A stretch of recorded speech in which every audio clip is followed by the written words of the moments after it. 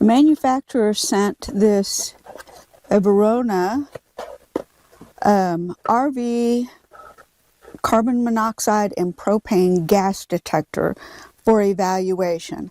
I'm getting it set up to install it. This is my control panel for both my 12 volt and my 110. So I'm utilizing my 12 volt system. I've got several slots still open. So I'm going to go for slot number 4, and I've got the wiring already set up to connect this. I went ahead and put my own connectors on the end of it. The company sends a package of wire connectors and a splicer. If you need to use those, you can. I don't need them because I've got a separate attachment system, connection system for my wires that I put these little blue things on there. So it also comes with double-sided pad to use as a stick-on if you need to just stick it on instead of screwing on. Now I'm going to screw it on here right above my panel, and that will be about 16 inches off the ground. Now, the instructions say for you to place as close to the propane sources as possible and have it be 4 to 20 inches off the ground.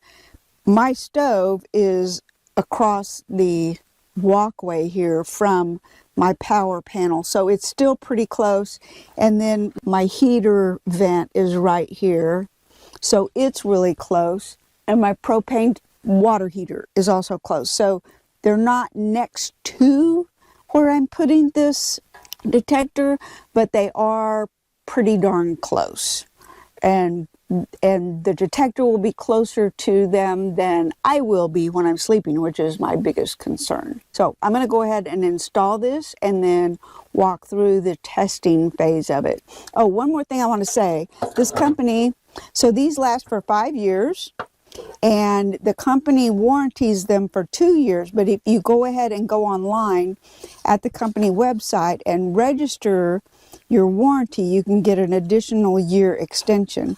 The directions for placement and for connecting to your 12 volt system are very good, very concise directions, and it's also got a page here with all the indicators and how you'll know if it's working or not. So let me get it hooked up and we'll go through this. All right, it's connected, and I put the fuse in my fuse block here, and it's doing the warm-up countdown. So once it finishes the warm-up countdown, which I think is 180 seconds, I'm going to bring some propane in here and test it with propane to see how it does. All right, the countdown is done. I've got both green lights on, which means it's normal. This is situation normal. LED screen displays as 0, and the LP indicator, or the propane and the carbon monoxide indicators, are both green. So the top one is propane and the bottom one is carbon monoxide. Now I'm going to release some propane, and we'll see what happens. Okay, it's probably going to be loud. I'm not really looking forward to that part of it, but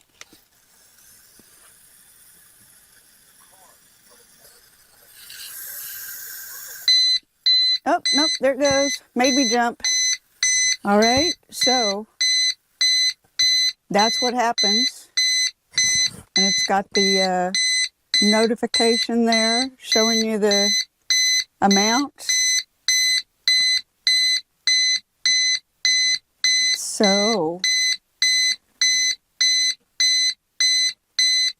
let's see how long it takes for it to go down. You see the percentages here. This little sheet has the percentages on it also, so you'll know how much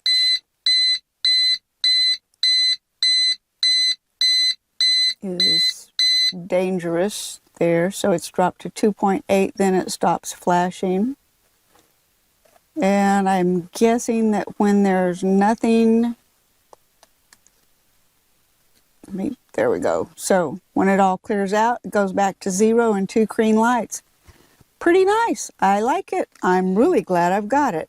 Last thing I did after installing and testing my carbon monoxide and propane detector was make sure I had everything labeled so I know exactly which position it's in my 12-volt system, and I also included this diagram of what the different indicators mean so I know exactly what the monitor's telling me.